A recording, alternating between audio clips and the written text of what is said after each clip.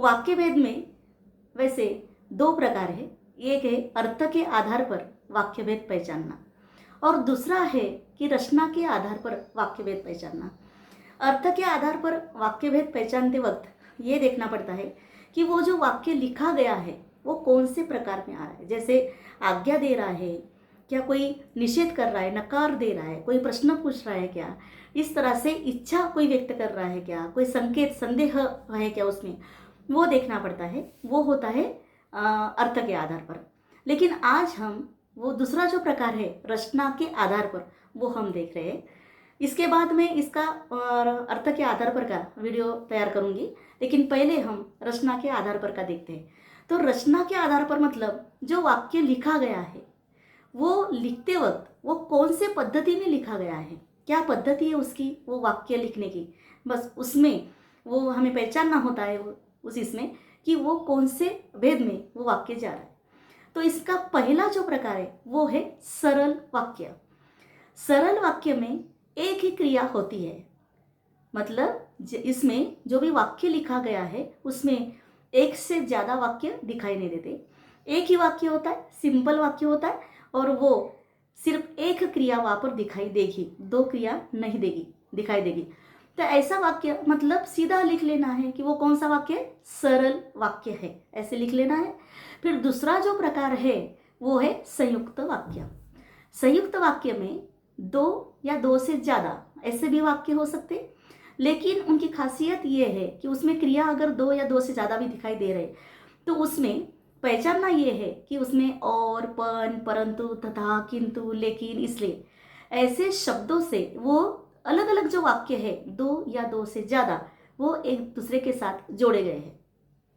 तो ऐसे उन शब्दों से वो वाक्य जोड़कर वो बड़ा एक वाक्य बना हुआ है। तो जिस वाक्य में वो अधोरेखांकित करके नहीं दिया रहेगा, मतलब एग्जाम में जब पूछा जाएगा तो उसमें वो शब्द अधोरेखांकित करके, जैसे भेद को दिया जाता है शब्द भेद को वगैरह, वैसे नहीं दिया जाएगा। इसमें वाक्य दिया रहेगा, उस पर आपको पहचानना है कि वो कौन से प्रकार में जा रहा है। तो इसमें दो या दो से ज़्यादा है तो और, पण, परंतु ऐसे शब्दों से वो जोड़े गए हैं अन्य दूसरे वाक्य, तो सीधा लिखना है। अगर रचना के आधार पर भेद पहचानना है ऐसा प्रश्न है तो बोल रही हूँ, तो वहाँ पर हमें लिखना है कि वो संयुक्त वाक्य है। सीधा लिख लेना है, 1 मार्क के लिए पूछा जाता है, 1 मार्क जाने नहीं देना है। फिर तीसरा जो प्रकार है इसका वो है मिश्र वाक्य। मिश्र वाक्य में इसमें भी दो या दो से ज़्यादा ऐसे वहाँ पर क्रिया दिखाई देते हैं, मतलब वाक्य अलग अलग एक से ज़्यादा मतलब 2 या 3 ऐसे वाक्य वहाँ पर दिखाई देंगे।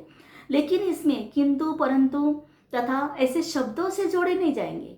यहाँ पर फर्क थोड़ा सा ये है कि इसमें पहला जो वाक्य है लिखा गया पहला वाक्य वो प्रधान वाक्य होता है, मतलब प्रमुख वाक्य होता है, और उस वाक्य पर आधारित दूसरे अन्य जो है वाक्य वहाँ पर 2 हो या 3 हो, वो वाक्य पहले वाक्य पर आधारित दूसरे वाक्य लिखे गए हैं।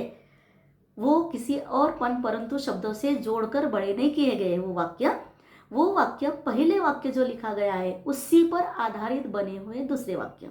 जैसे लक्ष्मी लेसन जो है अपना, उसमें एक जैसे लक्ष्मी लेसन के दूध के बारे में वहाँ पर बोला गया, तो वो वाक्य यहाँ पर 1-2 बार पूछा गया है कि लक्ष्मी गाय ने दूध देना बंद कर दिया क्योंकि वो बूढ़ी हो गई। तो इसमें और, पण, परंतु से जोड़ा गया है क्या, नहीं जोड़ा गया, लेकिन वहाँ पर किंतु शब्द का इस्तेमाल किया।